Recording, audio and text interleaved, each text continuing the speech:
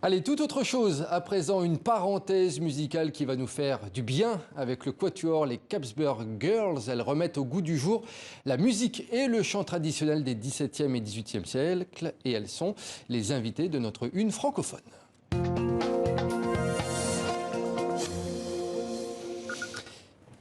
Et avec nous en plateau, deux membres du groupe, Alban Ims et Axel Werner. Merci à toutes les deux d'être sur le plateau de 64 minutes. Ravi de vous recevoir. En tout cas, je suis vraiment très heureux que l'on parle de ces mélodies anciennes remises au goût du jour grâce à vous et grâce à d'autres groupes. Pour vous confier quelque chose, j'en écoute à titre personnel quand je prépare ce journal. Donc voilà, je suis très heureux de vous recevoir. Tout d'abord, je voulais savoir d'où vient votre nom, les Capsberg Girls. Alors, les Capsberg Girls, pour ceux qui sont férus de musique baroque et plus particulièrement de musique pour théorbe et luth, ça vient du nom d'un compositeur qui s'appelle Capsberger, Hieronymus Capsberger. Et donc, nous, on a commencé, on s'est réunis au début de notre ensemble autour de la musique de ce compositeur. Donc, du coup, c'est un petit jeu de mots pour geek. Voilà, qu'on voit en photo, qu'on voit actuellement en photo, effectivement, ce compositeur à qui vous rendez hommage. Alors, je le disais, vous remettez au goût du jour des morceaux traditionnels des XVIIe et XVIIIe siècles, de la période pré-baroque et baroque. Et bien, justement, je vous propose qu'on écoute ce que cela donne avec un extrait de votre tout nouvel album. Où êtes-vous allés, mes belles amourettes? Changerez-vous de lieu tous les jours? Où êtes-vous allés, mes belles amourettes? Changerez-vous de lieu tous les jours? Puisque le ciel veut ainsi que mon mal je regrette, je m'en irai dans ces bois, compter mes... Alors, Axel Werner, typiquement, ce morceau, il vient d'où? Quelle est son origine? Et pourquoi vous avez décidé de le reprendre, en fait? Alors, Comment on choisit ces morceaux? Alors, c'est simple. Ballard a édité environ 500 brunettes. Donc, ce sont des petites chansons du XVIIIe siècle. Et on s'est réunis avec les filles et on a un système de notation avec des chœurs. Voilà. Et donc, on a pioché, on a déchiffré de nombreuses brunettes. Et on a choisi celle qui nous touchait le plus. Une brunette, c'est des petites mélodies comme on vient d'entendre. J'allais justement vous demander si c'était difficile de trouver des partitions, des manuscrits. Mais non, on en trouve beaucoup, c'est ça? Alors, on en trouve beaucoup, mais il faut quand même bien fouiller. Grâce à Internet aujourd'hui, on a quand même accès plus facilement aux partitions. Mais il reste les secrets des bibliothèques, les archives, voilà. Alban Ims, est-ce que les partitions, ce sont les partitions que l'on connaît par exemple dans la musique classique, dans le piano ou la guitare classique, ou alors il faut complètement les retravailler? Oui, alors à la différence des partitions classiques plus tardives, on a juste les notes de musique avec le rythme évidemment et les paroles en dessous qui sont même pas forcément bien placées sous les notes. Donc en fait ça nous laisse par rapport à la musique classique où il y a toutes les indications de tempo, de nuances, de phrasé, une grande liberté. On est complètement obligé de reconstituer la musique. Oui, vous les réinterprétez, mais c'est que surtout il n'y a pas d'enregistrement de ces musiques de l'époque. Donc évidemment. Comment est-ce qu'on se dit, voilà, c'est le tempo, c'est la mélodie, comment est-ce qu'on sait que c'est exactement ça? Bon, alors ça a été un peu le travail des musicologues ces 30-40 dernières années. On sait voilà, qu'une danse, par exemple, telle sarabande, c'est plutôt lent, tel autre type de danse. Après, ça va aussi avec le rythme de la langue. C'est vrai que si on arrive à parler de façon naturelle en chantant, c'est que c'est probablement le bon tempo.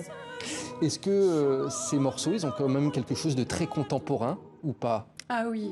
Dans quel sens? Les textes? Eh ben déjà, les thèmes, c'est l'amour. C'est un des thèmes principaux de la musique. Et donc ça ne bouge pas. Typiquement, celui-là, il parle de quoi, ce morceau? Ah ben, justement, des amourettes qui sont allées compter dans les bois. Et malheureusement, c'est pas, là, pour le coup, c'est pas des amourettes très joyeuses. On vient compter et mourir, faire mourir la voix au doux son des oiseaux qui viennent chanter dans les bois. C'est très romantique. Alors, je voulais qu'on s'attarde également sur les instruments que vous pratiquez dans le groupe. Vous remettez des instruments anciens au goût du jour, la viole de gambe, la guitare ou le violoncelle baroque, par exemple. Vous, Alban, vous jouez du luth renaissance. Vous avez commencé à 6 ans, je crois. Comment on rencontre cet instrument à l'âge de 6 ans? Et comment on se dit, je vais continuer plutôt que de faire de la guitare électrique ou du piano, par exemple? Alors c'est le fruit du hasard. Mes parents m'ont emmené à un concert de musique médiévale à l'époque, où il y avait donc un luth médiéval. Et il se trouve que le luth médiéval, alors non seulement la luthiste était très belle avec des beaux cheveux, enfin bon voilà, quand on a 6 ans, ça compte. Donc un bon modèle. Un bon modèle, et en plus l'instrument du luth médiéval se joue avec une plume. Il se joue pas avec les doigts, il se joue avec un plectre qui est donc une plume. Donc le tout, le son, la plume blanche, la dame, enfin voilà, je suis sortie du concert et j'ai dit à ma maman, C'est parti. je veux faire du luth. Mais c'est facile de trouver par exemple des luthiers, des facteurs d'instruments qui travaillent encore ces instruments, le bois, les cordes, etc. Alors évidemment, c'est de la reconstitution historique et c'est un réseau plutôt européen, voire carrément international au niveau mondial. Il y en a en France, mais il y en a partout. Voilà, Il y en a un petit peu quand même. Ouais. Il y en a quand C'est même. facile. Axel Werner, c'est difficile d'apprendre ces instruments. Si moi demain je veux m'y mettre, ça va me demander du temps. Parce que je voyais, il y a au moins 10 cordes là sur le luth. 14. 14, voilà. Donc C'est il y un a. archiluth. Alors complexe, moi, ça. c'est pour ça que j'ai fait du chant. C'est quand même un vrai travail. Voilà, c'est déjà moi le chant, ça me demande déjà suffisamment de temps. Faire un instrument en plus, c'est plus compliqué, mais Alban, Ims, c'est compliqué effectivement C'est comme tout d'apprendre. instrument, ça a ses spécificités et ses caractéristiques. Voilà, ça prend du temps forcément, ça se fait pas en un jour, comme toute discipline. mais il n'y a pas d'âge pour Il commencer. n'y a pas d'âge. Et Non. il n'y a pas d'âge pour se rencontrer également. Comment vous êtes rencontrés toutes les 4 dans le groupe? Et nous Et avons comment la fait- connexion s'est faite? Alors, nous avons fait nos études ensemble.